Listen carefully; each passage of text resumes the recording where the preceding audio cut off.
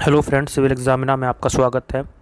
आज today current affair की video में आपका आज आई थिंक 7 या 8वां वीडियो है। अगर आपने हमारे चैनल को सब्सक्राइब नहीं किया हो तो कृपया करके हमारे चैनल को जरूर सब्सक्राइब करें, ताकि जब भी हम ऐसी कोई वीडियो बनाएं आप तक नोटिफिकेशन पहले पहुंच सके। तो चलते हैं बिना किसी देरी के। और ये जो हमारा पूरा करंट अफेयर का लेक्चर है सारा, ये बाईलिंगुअल रहेगा, इंग्लिश हिंदी बोथ, तो ये दोनों के लिए लाभदायक है, दोनों भाषियों के लिए। Electric vehicle owners charging station advise to adhere to safety norm. सरकार ने कुछ इलेक्ट्रिक व्हीकल सेफ्टी को लेकर एक नॉर्म्स निकाली हैं, तो पढ़ते हैं इसके बारे में।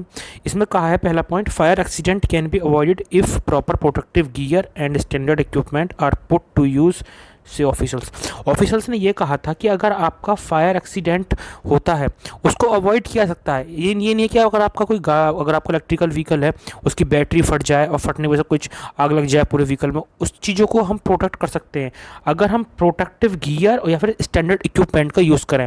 यानी कि जो इसके पर्टिकुलर कंपनी से आपने लिए हैं स्टैंडर्ड इक्विपमेंट, उसी का ही यूज़ करें, उससे बाहर कोई लोकल यूज़ ना करें। इससे आपका फायर एक्सीडेंट से बचा जा सकेगा।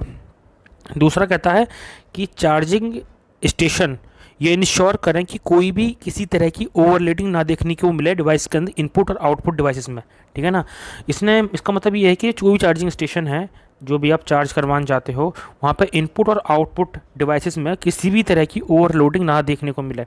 और दूसरा, अडॉप्टर जो हम यूज़ कर रहे हैं, है ना, वो पोर्टेबल होना चाहिए। मतलब adopter should not be use, sorry. इसमें हम क्या करते हैं ना, चार्जिंग स्टेशन में अडॉप्टर्स का बहुत यूज़ करते हैं, तो इसमें कहा गया है कि हम अडॉप्टर्स का यूज़ ना करें और पोर्टेबल सॉकेट को इस्तेमाल करें, ताकि व्हीकल्स को बचाया जा सके किसी एक्सीडेंट से, ठीक है ना। और दूसरा पॉइंट कहता है कि owner should ensure that the vehicle are parked at a distance of 5 metre from the charging point. कितना इंपॉर्टेंट पॉइंट आ रहा है आपका एग्जामिनेशन पॉइंट ऑफ व्यू से, ये वन वर्ड्स में इसका एक ऑब्जेक्टिव बन सकता है। ओनर को ये कहा गया है कि आप जब भी अपनी गाड़ी को या किसी व्हीकल्स को ले जा रहे हो चार्जिंग स्टेशन पे, तो वो कम से कम चार्जिंग स्टेशन से 5 मीटर की दूरी पर खड़ा करें अपने व्हीकल्स को, ठीक है ना। ये 5 मीटर का डिस्टेंस मेंटेन करके रखें, ठीक है ना। और दूसरा कहा है कि एक suitable lighting protection system should be in place at the charging station.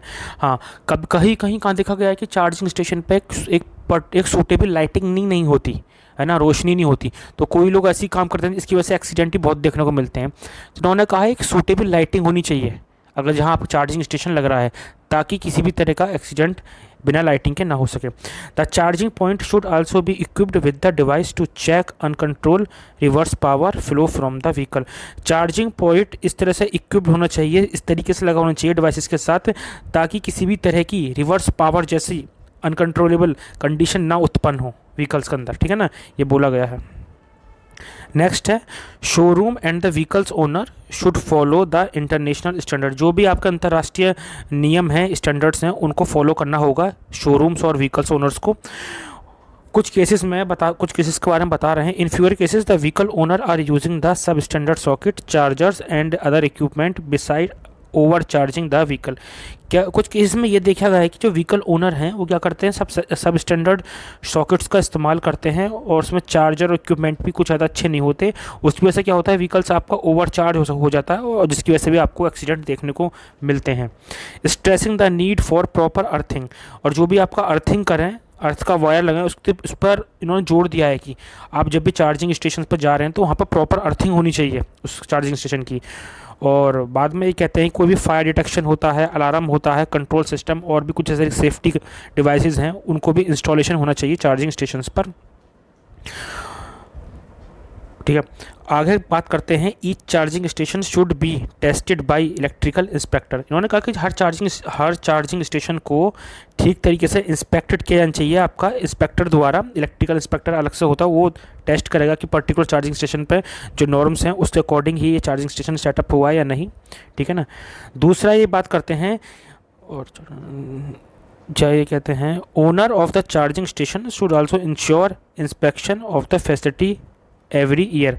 जो ओनर्स हैं चार्जिंग स्टेशन के, उनको इंस्पेक्शन करवाते रहना चाहिए हर साल, ठीक है ना। ऐसा क्या होगा कि एक्सीडेंट जैसे चीज़ें नहीं देखने को मिलेंगी अगर आप बार बार उसका इंस्पेक्शन करवाओगे, या फिर किसी इलेक्ट्रिकल इंस्पेक्टर के द्वारा, या फिर कोई एक चार्टर्ड इलेक्ट्रिकल सेफ्टी इंजीनियर्स के थ्रू इंस्पेक्शन करवा सकते हो। अब एक हरिकेन आया है, इसका नाम है जूलिया, और ये आपका टकरा है सेंट्रल अमेरिका के साथ। Julia become hurricane advance toward eastern coast of Central America, और इसकी स्पीड बताया जाता है 75 मीटर पर आवर, यानी 120 किलोमीटर पर आवर की स्पीड से चल रहा है। और ये जूलिया जो है आपका कोलंबियन आइलैंड सैन एंड्रेस के साथ हिट कर रहा है, और बाद में ये अब ये वहाँ से टकराने के बाद ये मूव कर रहा है कैरिबियन कोस्ट की तरफ, ठीक है ना, जो निकारागुआ के जस्ट पास में है वहाँ पर। तो मैं आपको बता दूं, मेरा जो ऑफ़र है, हमारे सिविल एग्जामिनर पोर्टल पर आप हमारे कोर्सेज़ खरीद सकते हैं, फिर कोई सब्जेक्ट इसमें आपको प्रॉब्लम हो उसकी पीडीएफ नोट्स खरीद सकते हैं।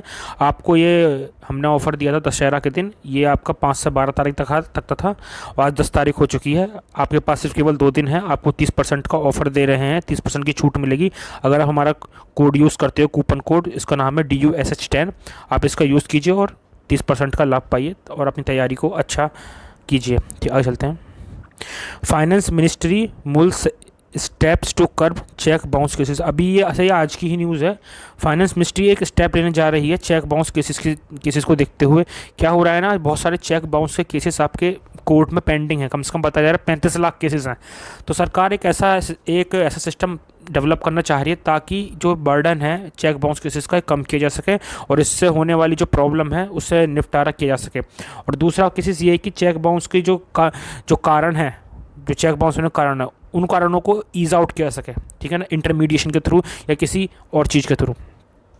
फाइनेंस मिनिस्ट्री ने अभी में हम पढ़ते हैं इसका एक 1 by 1 पॉइंट, ठीक है। हाँ, फाइनेंस मिनिस्ट्री ने ये कहा है कि जो भी आपका, अगर आपका चेक बाउंस होता है, जो किसी ने इशूअर ने चेक दिया, वो चेक आपका बाउंस हो गया, बाउंस का होने का कारण हुआ कि जो अकाउंट में पैसे थे वो पर्याप्त नहीं थे, तो उसके नाम पे दूसरा अकाउंट होगा ना, अब उससे उसकी उस पैसों की पूर्ति की जाएगी, ठीक है ना। ज़रूरी नहीं है कि जो जिस अकाउंट के लिए आपने चेक काटा उस अकाउंट के लिए ही पैसे, अगर उसमें अगर जितने पैसे उसने पेई ने उस चेक में दे रखे हैं, उसके अकाउंट में पैसे नहीं है, तो उसको जो उसके नाम से दूसरा अकाउंट होगा उससे वो पैसे डिडक्ट कर लिए जाएंगे। ये एक इस स्टेप्स में डिस्कस किया जा रहा है, ठीक है ना। दूसरा बात करते हैं prohibiting the opening of the new account to deal with the cheque bounces cases that are clogging the legal system.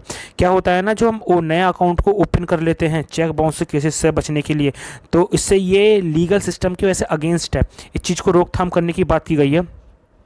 कुछ ऐसे steps, some of the steps suggested before taking legal courses including debiting other accounted of check issuer if their account is short of fund to honor the instrument। ये मैं already बता चुका हूँ। अगर जो आपका चेक इसने इशू किया है, अगर उसके अकाउंट में पर्याप्त मात्रा में पैसे नहीं हैं जितने उसने चेक के अंदर हैं, और वो चेक बाउंस हो जाता है, तो उसके जो पैसे हैं वो दिए जाएंगे उसी के नाम से, उसके दूसरे अकाउंट से, ये इसमें कह रहे हैं। और दूसरा सजेशन दिया गया है कि चेक बाउंस को हम ट्रीट करेंगे as the default of loan. हाँ, अगर आपका चेक बाउंस हो जाता है किसी भी तरीके से, कहा जा रहा है कि अब उसको ट्रीट किया जाएगा एज अ लोन की तरह, जैसे लोन डिफ़ॉल्ट हो जाता है ना, ऐसे डिफ़ॉल्ट ऑफ लोन की तरह चेक बाउंस को भी ट्रीट किया जाएगा। दूसरे में कहता है, और हाँ, इस साथ ही साथ उसको एज अ लोन डिफ़ॉल्ट तो ट्रीट कर ही रहे हैं, साथ ही साथ यही बात कर रहे हैं जो उसकी क्रेडिट इन्फॉर्मेशन जो भी इसकी क्रेडिट इन्फॉर्मेशन होगी कंपनीज़ की, जो जिसे चेक बाउंस हो रहा है, उनके स्कोर को भी डिग्रेड किया जाएगा, ठीक है ना, ताकि उनको लोन मिलने में थोड़ी सी कठिनाई हो और वो अपने अकाउंट को प्रॉपर तरीके से मेंटेन रखें। इसमें चौथे में कह रहा है कि अगर इस तरह के जो सुझाव हैं मान लिए जाते हैं, तो ये क्या करेगा, ये चेक, जितने भी आपके चेक ऑनर चेक दे रहे हैं लोग, उनको ठीक तरीके से मॉनिटर किया जा सकेगा, और ये केसेस जो बढ़ते जा रहे हैं कोर्ट पर, उसमें भी कुछ कटौती देखने को मिलेगी। कम से कम 35 जो रिसेंट केसेस थे सुप्रीम कोर्ट द्वारा कहा गया, लगभग चेक बाउंस के 35 लाख केसेस हैं, और इसके ऊपर वो चाह रहे थे कि सेपरेट कमेटी बनाई जाए, या फिर गवर्नमेंट को एक अलग से इनका एक लीगल सिस्टम डेवलप करे, ताकि इसमें केसेस को सॉल्व करने में थोड़ी आसानी मिल सके और जल्दी टाइम मैनर में ये सॉल्व हो सके। These measure would be help to promote ease। हाँ, इस तरीके जो कुछ सुझाव हैं, ये ईज़ ऑफ डूइंग बिजनेस को भी प्रमोट करेंगे, व्यापार करने को और आसान बनाएंगे, ठीक है ना। और जो पीपल हैं, disable person from wilful indulging in the issuance of the cheque even through this their account have insufficient fund. ये तो मैं बता चुका हूँ पहले वाले टॉपिक में। Propose steps could be implemented through the integrated of the data across the bank. और जितनी भी सारी ये जो मैंने पीछे स्टेप्स बताई जो ली जाएंगी, ये डेटा कलेक्ट किया जाएगा बैंक से, उस डेटा को एक साथ इंटीग्रेट कर जाएगा, यानी जोड़ा जाएगा, उससे जो एनालिसिस निकल कर आएगा क्या क्या चेक बाउंसेस हुआ, उसमें एक टाइम मैनर में ये करने की बात कर रहे हैं। ठीक है ना, ये बात कर रहे हैं एक एक्ट की जिसका नाम है नेगोशिएबल इंस्ट्रूमेंट एक्ट 1881, और उसके सेक्शन 138 की बात कर रहे हैं यहाँ पर, जो डील करता है with the dishonouring of the cheque due to insufficiency of the fund in the account. ये जो सेक्शन है 138 नेगोशिएबल इंस्ट्रूमेंट एक्ट 1881 का, वो डील करता है आपका कोई भी चेक जिसमें जो भी कोई चेक है जिसमें इतना फंड नहीं, जिस अकाउंट के लिए वो चेक काटा गया है और उस अकाउंट में आपका फंड इनसफिशेंट है, नहीं है, उसके लेकर ये सेक्शन डील करता है। ठीक है ना, और बात की जा रही है कि इसमें कुछ बदलाव लाने की बात की जा रही है। ठीक है ना, इन सेक्शंस में। ठीक है, बदलाव ये कि मतलब क्या है कि अगर पर्टिकुलर अकाउंट में अगर कोई पैसे हैं, है ना, नहीं है पैसे, और उससे ज़्यादा का आपने चेक दे दिया, वो चेक बाद में बाउंस होगा, तो क्या होता है कि कोर्ट की इस पर केस हो जाता है। ठीक है ना, अब इसमें कुछ बदलाव लाने की बात की जा रही है। जैसे मैंने पहले बताया था कि इसमें मतलब कि बदलाव ये लाया जा रहा है, अगर चेक आपका बाउंस हो जाता है किसी पर्टिकुलर अकाउंट का, जो पर्टिकुलर पेई है जिसके नाम से वो अकाउंट था, अगर उसका दूसरा ऑल्टरनेटिव अकाउंट मौजूद है, न्यू अकाउंट मौजूद है ना, उससे उसका भुगतान किया जाएगा। इसमें कुछ इस तरीके से चेंज लाने की बात की जा रही है। ठीक है ना, और ये आगे बात कर रहे हैं कि हाँ, ये तो मैं बता चुका हूँ, सुप्रीम कोर्ट के 35 लाख केसेस पेंडिंग चल रहे हैं, ये भी सारा ज़्यादातर मैं आप सब कुछ बता चुका हूँ इसके बारे में। हाँ, एक बात और की जा रही है कि जो भी पार्टीज़ हैं जिनके बीच में डिस्प्यूट चलता है चेक बाउंस को लेकर, उनका निपटारा मतलब सेटलमेंट जो 90 दिन के अंदर हो जाना चाहिए, और हमें एक ऐसा मीडिएशन चैम्बर बनाना चाहिए, इंटरमीडिएशन, ताकि ये केस कोर्ट में ना जाए, ये ग्राउंड लेवल पर ही इंटरमीडिएट कर लिया जाए, मतलब कि एक चैम्बर में जाके सॉल्व हो जाए केस। ठीक है, कोर्ट तक ना जाए, इससे कोर्ट में जो आ रहे हैं बहुत सारे बाउंस केसेस, इनका जो लोड है वो कम हो पाएगा। ठीक है ना, ऐसा कहा गया है, और आज जैसे इसकी न्यूज़ आती रहेगी मैं आपको लाता रहूँगा इसके बारे में। एक आखिरी न्यूज़ आ रही है आपकी, ये भी आपकी लगता है फाइनेंस रिलेटेड है। Direct tax revenue up 16.3% at ₹7.45 lakh crore. अभी हमारा डायरेक्ट टैक्स रिवेन्यू है उसमें कुछ इंक्रीमेंट देखने को मिला है, लगभग 17.3% का। जो हमारा ग्रॉस कलेक्शन हुआ था टैक्स का कॉर्पोरेट और इंडिविजुअल अर्निंग के थ्रू, वो जंप कर गया था 24% पिछले फिस्कल साल में। जो पिछली साल था उसके बारे में डेटा बता रहे हैं। अप्रैल टू अप्रैल का होता है ना पूरा एक साल, वो बताया जाता है। और जो अप्रैल 1 से लेकर अक्टूबर 8 तक, जो अप्रैल 1 से लेकर और अक्टूबर 8 तक 16.3% का हमें डायरेक्ट टैक्स रिवेन्यू हाइप देखने को मिली है ना। अब जो आपका कलेक्शन किया जा रहा है 52 जितना हमारा टैक्स है, बताया जा रहा है कि 52.46% total budget estimate of direct tax financial year 22-23। ठीक है ना, जितना फाइनेंशियल ईयर 22-23 में हमने एक एस्टीमेट किया था बजट, उसका 52.46% का कलेक्शन हो चुका है, मतलब अब 1 अप्रैल से लेकर 8 अक्टूबर तक डायरेक्ट टैक्स के द्वारा। ठीक है, आगे बता रहा है कि इंडिया में क्या हो रहा है कि एक रोबस्ट टैक्स कलेक्शन हो रहा है ना, और बाहर हमें देखने को मिल रहा है एक स्लो डाउन, मतलब ऐसे स्लो डाउन में भी इंडिया में अच्छा टैक्स कलेक्शन को देखने को मिल रहा है, और बाहर हमें एक इंडस्ट्रियल और एक्सपोर्ट में भी एक स्लो डाउन देखने को भी जा रहा है। ठीक है ना, ठीक है, आज के लिए सिर्फ इतना ही। अगर आपको मेरा ये वीडियो पसंद आया हो तो हमारे चैनल को सब्सक्राइब कीजिए और हमारा मनोबल बढ़ाइए, ताकि जब भी हम आपको ऐसी कोई वीडियो लाएं आप तो नोटिफिकेशन पहले पहुंच सकें। Thank you so much and best of luck for future examination.